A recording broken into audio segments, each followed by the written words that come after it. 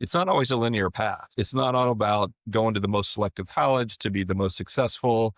There are just so many wonderful schools, 3,000 to choose from. And again, selectivity does not equal quality.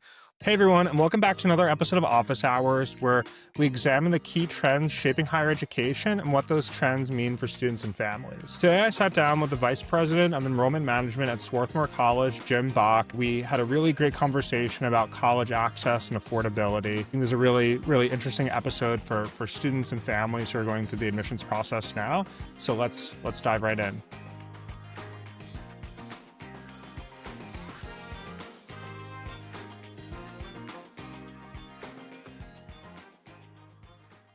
Hey everyone, my name's Will Geiger, and I'm really excited to be joined here today by Jim Bock, the VP and Dean of Admissions at Swarthmore College.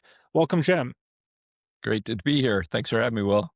So the first question I like to kick things off with guests is around some of the myths and misconceptions when it comes to applying to and paying for college. So curious from your perspective, Jim, what do you think some of the biggest myths are that students and families have?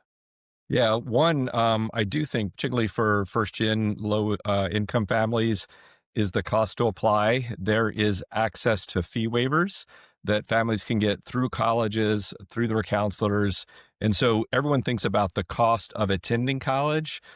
People often kind of forget there is a cost to applying to college, and those fees can start to add up, whether you use the common application or the SCORE coalition application. And those fees can be $60, $70, $75. And if you're applying to 7, 8, 10 schools, you can see that that adds up pretty quickly.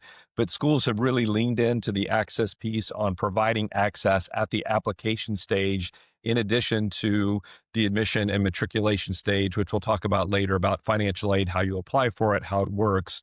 But I do think it's just overwhelming. One, I don't have the time. Two, I don't have even that amount of money to put out applications. And so I just want families to know you can still apply. It can be affordable to apply in addition to attending.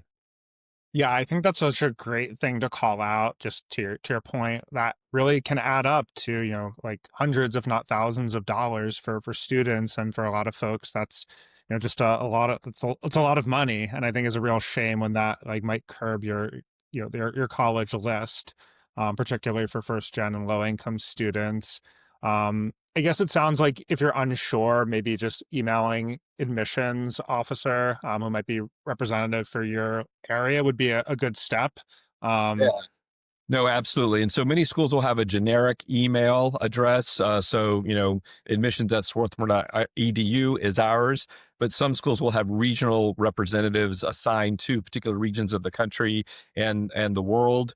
Some schools you can't find who that is. So again, it may be one or the other, or you could send to both, one to the main address. And then there are often schools will put up frequently asked questions on the admission site or on the financial aid site about how to access those fee waivers.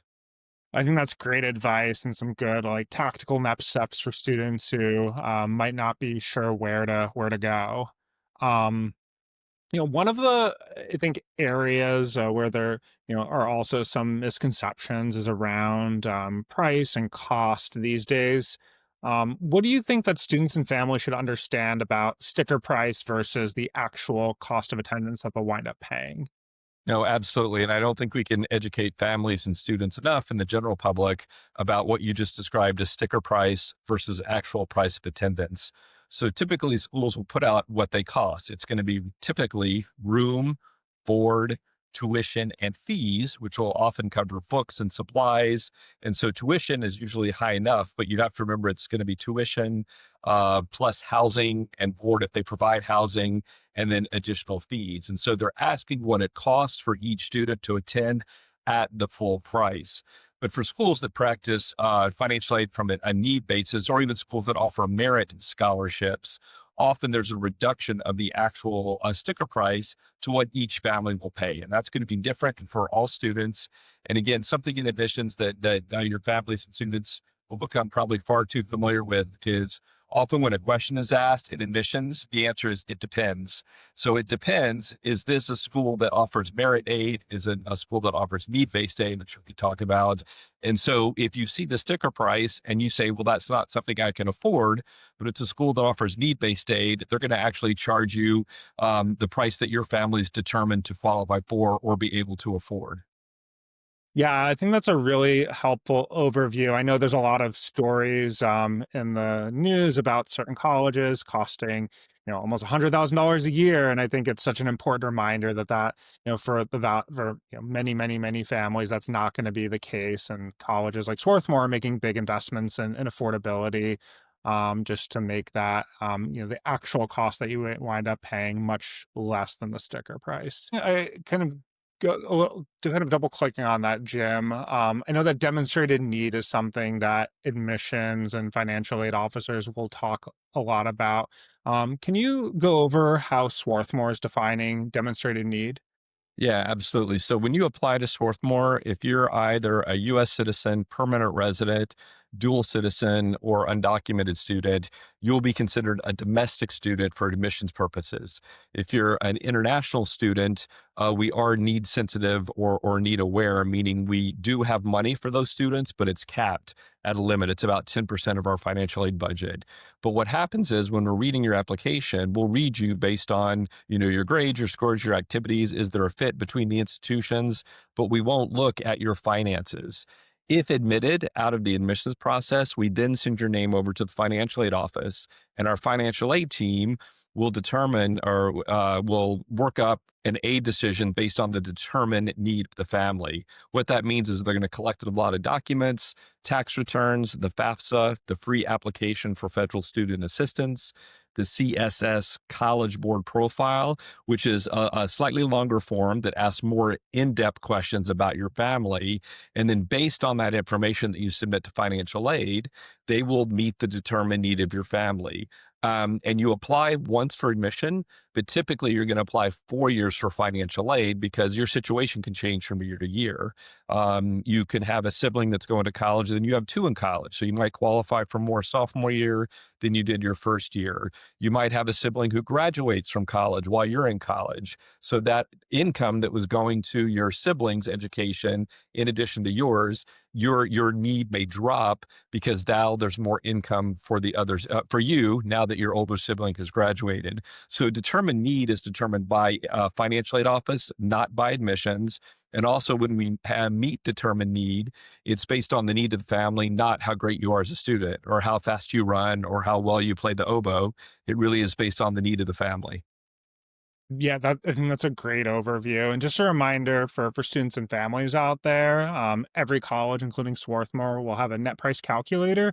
So if you're a senior who's thinking about different colleges right now, you can use that to get an estimate. I know it's not perfect, but generally it's going to provide you a pretty good snapshot of what a need-based financial aid package might look like for your family. So can I add something to that? Because Yeah, thank you. I absolutely. mentioned that too, and I left it out. So thank you for bringing it up. So in terms of the net price calculators that Will mentioned, these are federally mandated. So there's going to be one on every college's website. And a really important piece here, if you have a list of schools, 6, 7, 8, 10, 12, but one is your favorite or two or three are your favorite, unfortunately, you can't just do one net price calculator and assume that's going to be the decision that you receive from all 10 colleges. So again, you want to put together a robust list. You hope you're going to be accepted to several or many, and then you're going to be able to choose based on location, major, probably financial aid and finances. But each school has their own rules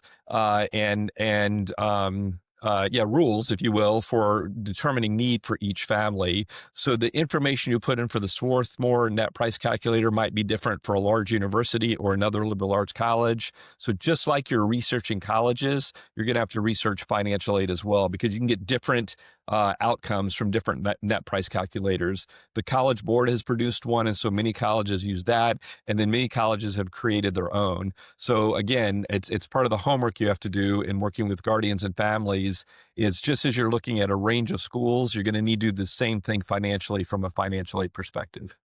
Yeah, that I think that's fantastic advice. I guess one other thing to point out for students, just a reminder, the net price calculator is, different than the CSS profile and FAFSA. You'll still have to complete those.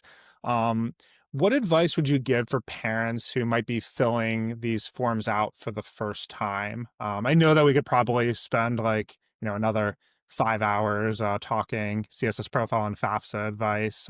But yeah, just curious if there's any advice that comes to mind.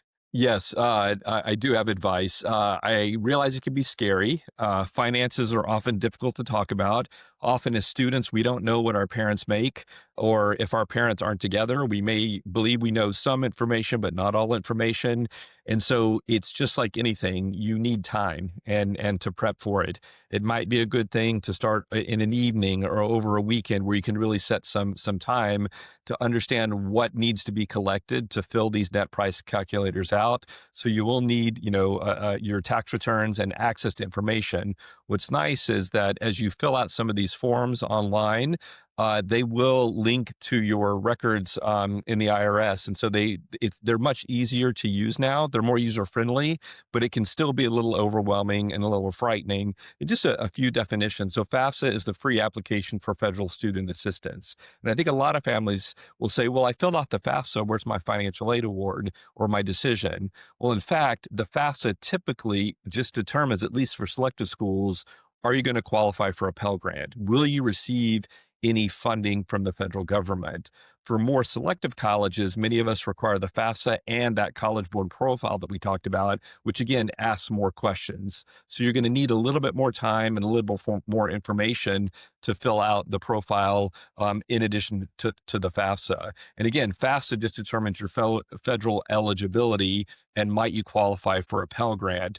And Pell Grants can cover community colleges, but often it's not enough. They have not kept pace with the rise in tuition at public and private institutions. And so often families who have need more than just the Pell assistance. And so that's why the profile asks a little bit more in-depth questions, and many schools can provide their own need-based scholarships to students beyond what's just coming from the federal government. No, that's a really, really, really helpful overview, and especially on some of the definitions. I think sometimes we use a lot of jargon in this process, so it's yeah, good to be specific. And one reminder for folks, similar to college application fee waivers, obviously the FAFSA is free, but the CSS profile, that does cost money to send, and there are additional waivers available for the CSS profile. So Correct. just want to mention that as well for students. Um, so I want to move on to talk about one of my favorite, I guess it's like a scholarship program, but I guess that might not be completely accurate. But to talk a little bit about QuestBridge, and just give an overview of the QuestBridge program. I know Swarthmore's a partner. I just kind of caveat that with, it's not quite a scholarship program, as I know the colleges are providing the funding for students, but it provides a great pathway for high achieving low income students. So Jim, would love to, yeah, hear a little bit more about how QuestBridge fits into your admissions process, and what potential QuestBridge applicants should know about it. Absolutely. No, I love pretty much everything QuestBridge and talking about QuestBridge. In fact, just this past Friday, we had our welcome dinner for our new QuestBridge scholars on campus, and it's run by our current Swarthmore QuestBridge scholars. We have a leadership group, a president, vice president, outreach to keep the group alive, and it's just a really fun event held just in the building next door. And so I try to join them every Friday in September, or whenever they have the dinner. So as Will mentioned, this is a scholarship provided by the partner colleges that meets the need of the students for high achieving low income students. And they start as college prep scholars in sort of the spring of their junior year. And it is a pretty extensive questionnaire that you fill out.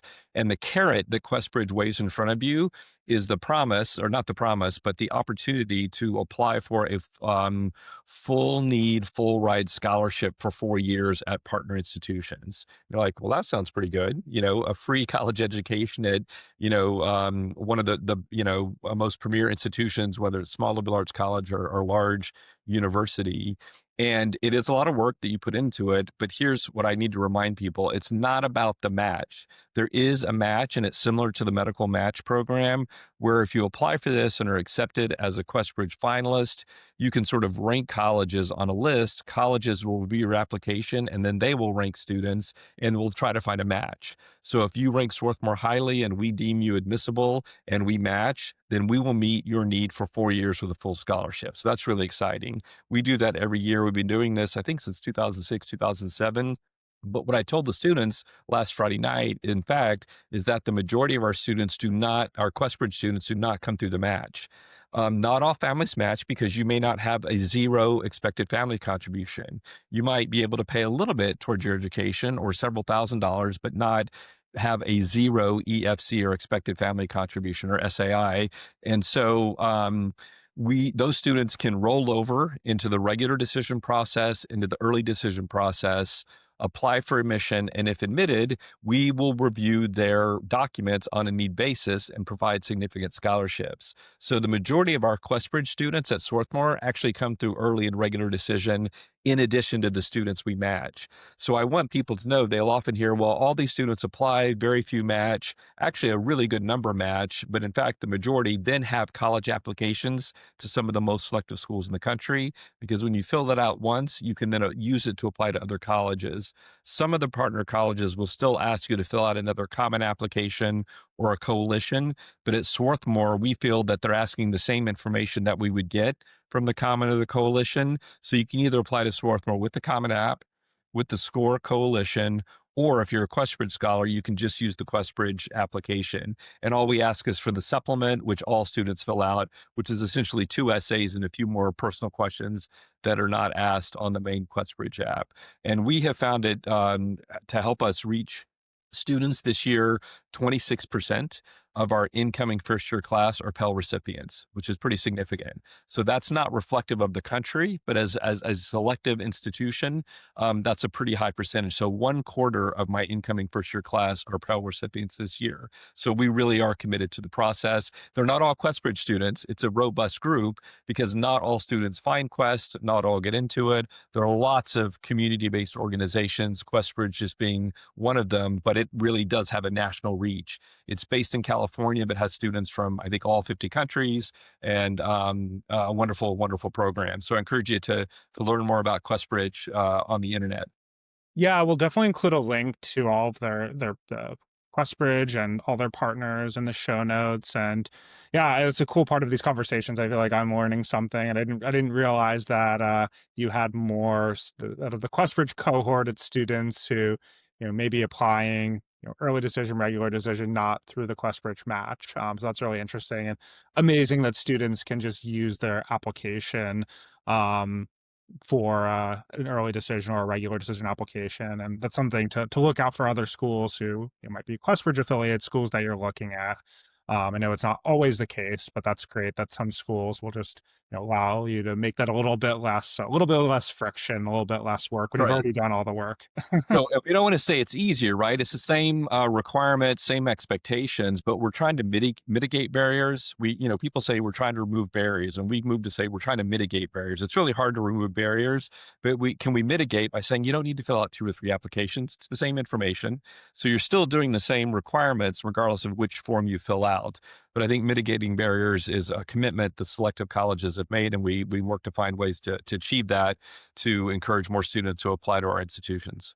Yeah, and it's great to know too if you're a QuestBridge, scholar who doesn't match. That doesn't necessarily mean that it's the end of the road for you at Swarthmore. That there's plenty of other students who just began their freshman year who are in your shoes. And I think great Jim to call out the community of other QuestBridge scholars. I think that's a really great part of the program. Is you have this built-in community of students really all over the country at other colleges to tap into, and that network can be incredibly valuable. Um, so I guess moving on, I wanted to chat a little bit more about affordability. And I guess specific to Swarthmore, are there any misconceptions that you've noticed working with students applying to Swarthmore when it comes to affordability? Yeah, I think, and we touched on it earlier. It really is about they just see the sticker price and don't know that that's not always the asking price for each individual students. And I think of just my own story. I didn't know of Swarthmore. It was a small school. I'm originally from Texas, and when I head east to college, thought Swarthmore was in New England, it's in the Mid Atlantic. It's right outside Philadelphia. And I said, well, look, I'm not going to get in. I'm not smart enough, and if I get in, I can't afford it because it's the most expensive school. Well, in the end, it ended up being the most affordable school in terms of the need based aid I received. Now, I'm not first generation of college, but I was raised by a single parent, lower income. And so I did receive several merit scholarships or merit awards from a multitude of colleges where I was accepted. But combined, those scholarships didn't touch the need based aid I received as a low income student from Swarthmore. So maybe ironically, at the time, the most selective school that accepted me then also offered me the most financial aid. And it was less expensive for me to go all the way from Texas to suburban Philadelphia, which was 1,600 miles away, than to stay in the state of Texas. Now, again, I bleed burnt orange, go Longhorns. I love the Longhorns, but I'm a Swarthmore grad, and you can still have your favorite teams, but I just didn't want a big school. So I looked at a range of privates and big institutions. But, in my mind, price seemed to be a barrier. But again, I was looking at sticker price on actual cost. And I'm so glad I threw in that common application. I'd written it for multiple schools, right? So it was the last one I submitted. It was the last school I heard from, but it also was the most affordable school for me.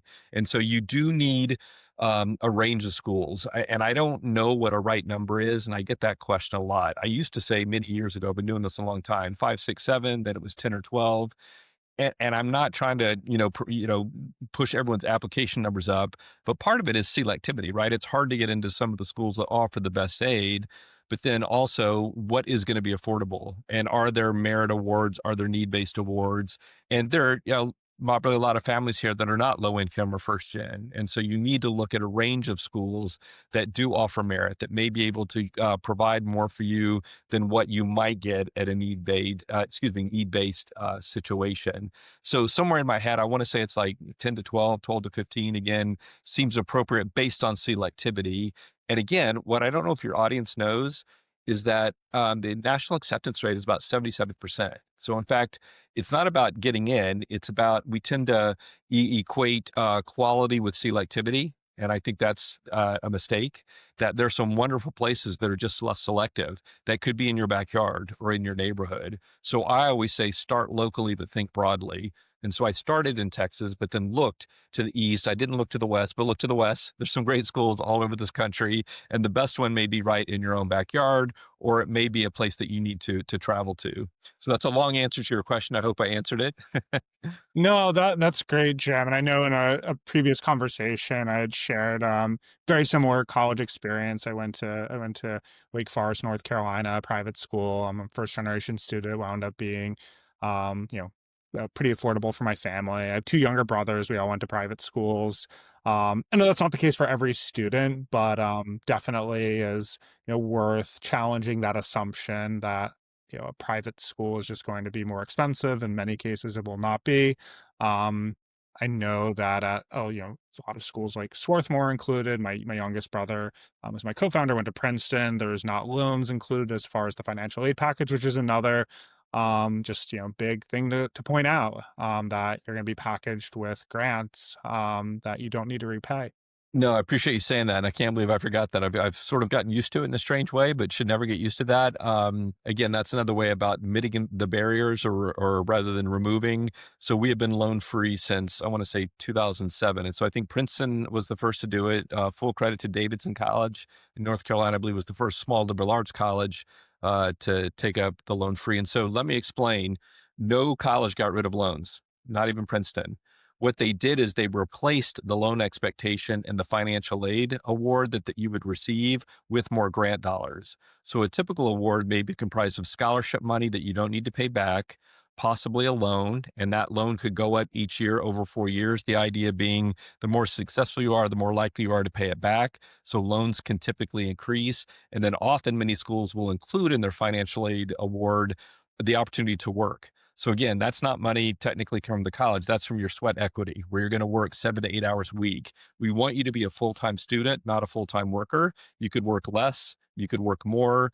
And so when schools went loan free or no loan, they actually didn't get rid of loans. What they did is took the loan component out of the award and replaced it with more scholarship dollars. And so Swarthmore has been a loan free institution since 2007. So if you get an aid decision from us, it's going to be Swarthmore Scholarship. It's going to then be a job, and we're going to ask you to work 7 to 8 hours a week.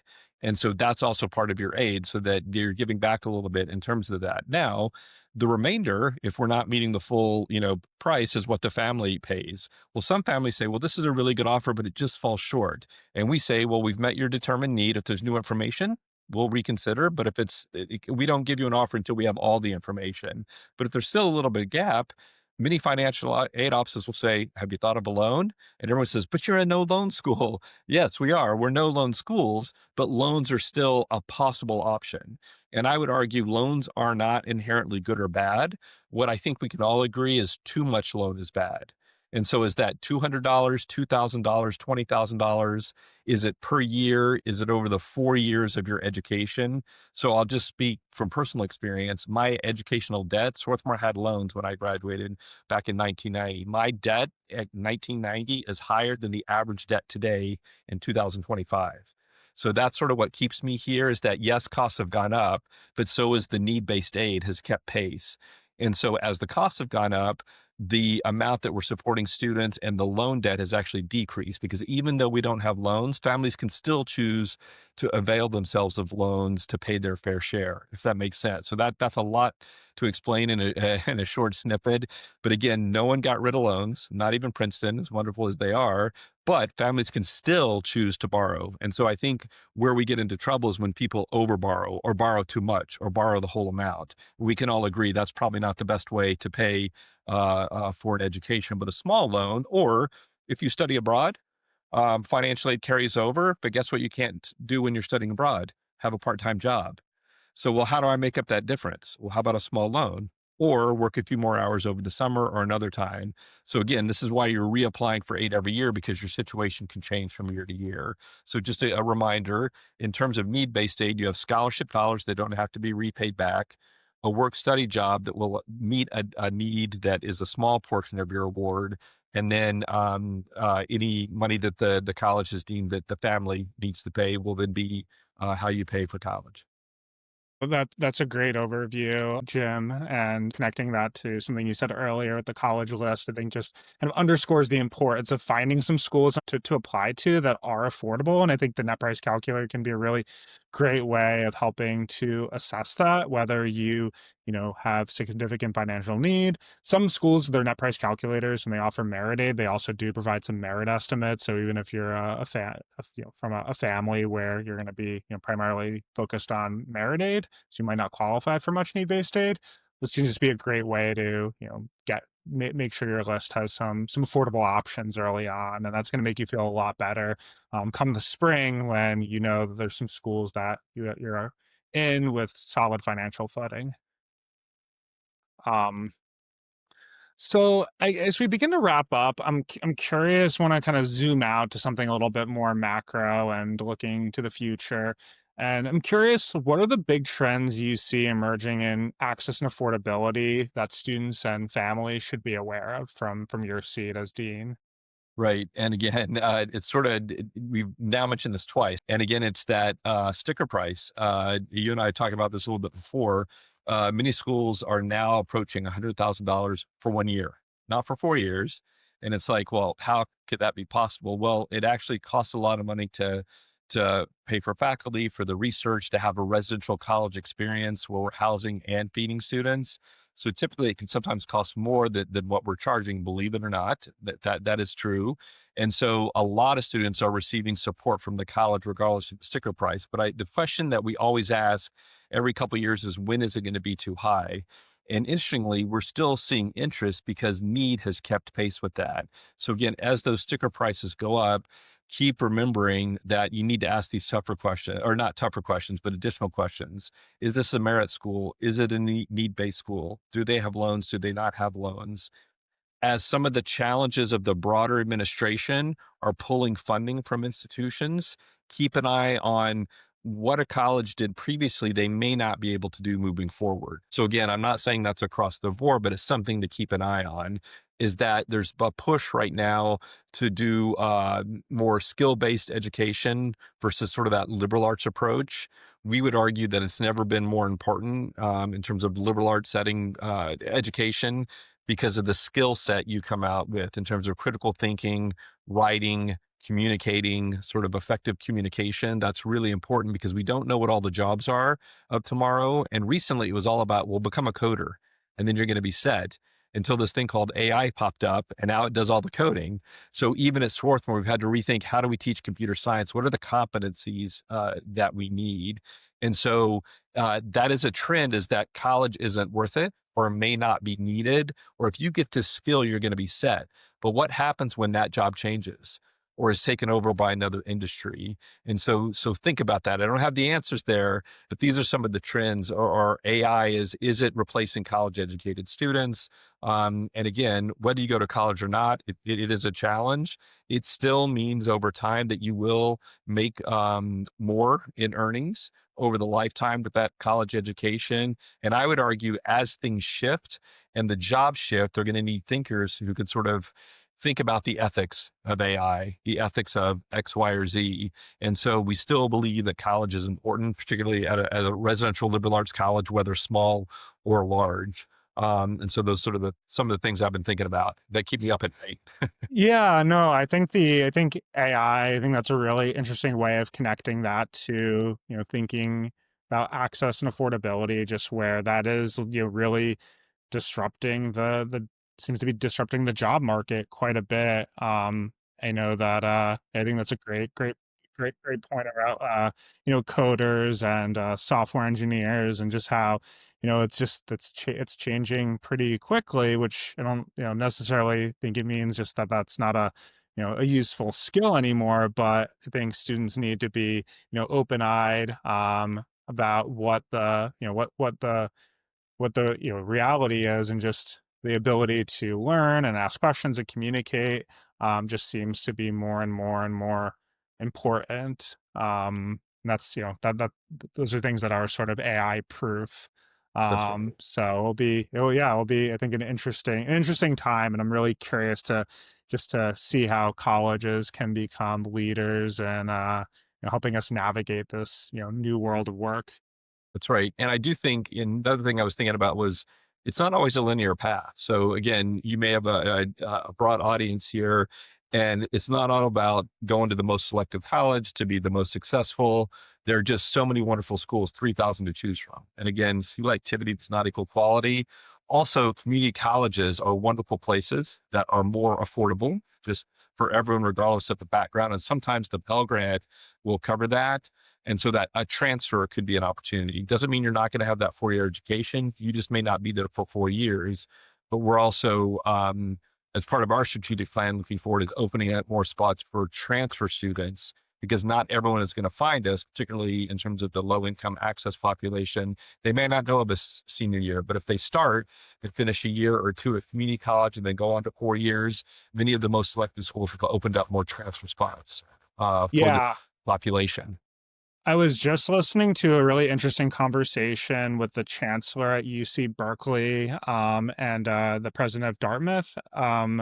Was at the this All-In Summit, and the chancellor at Berkeley was talking about the community college pathway and just like how they're very bullish on that. I know that's a big part of a big feature of the UC system, but that's been kind of a common thread in conversations with other deans at selective schools. And not I guess not necessarily the only reason to go to a two-year college. That's sort of like an angle for getting into selective college, but there are pathways, and I think relatively recently, Princeton, going back to them, they started taking transfers for the first time in like the history of the university, I believe. Yeah, not too long ago, and they have a whole office geared just towards that population. And again, just in terms of the linear path, right? It's not about getting in, or if you don't get in your first try, right? Again, you might work, you might do a little transfer. And we know if they don't start, it's much more likely that you won't finish. So again, starting doesn't mean having to get into a selective college. Again, remember the acceptance rate is about 77%, and then there's open enrollment community colleges. So our hope for your audience is that they find a college to attend either next year or the following year if they're juniors, seniors in the process. But again, there are lots of ways to get that 4-year degree. Yeah, well, I think that's a great way to wrap up, Jim, and a great message for all the students and families out there. Thank you so much for the time. Really excited to share this with the Scholarships 360 community. We'll include some links in the show notes below, some of the things that we talked about, as well as links if you want to check out Swarthmore. Thanks so much. Thank you, Will. Really appreciate it. Have a great day. Thanks everyone for tuning in to another episode of Office Hours with Will Geiger. If you're a student or parent, don't forget to check out app.scholarships360.org, where you can sign up for our free scholarship matching platform. For colleges, we've got solutions to make your work easier, which you can check out at connect.scholarships360.org. And one last thing, if you or someone you know would make a great guest on the show, I'd love to hear from you. You can always reach me by email or on LinkedIn. Until next time, thanks again for listening.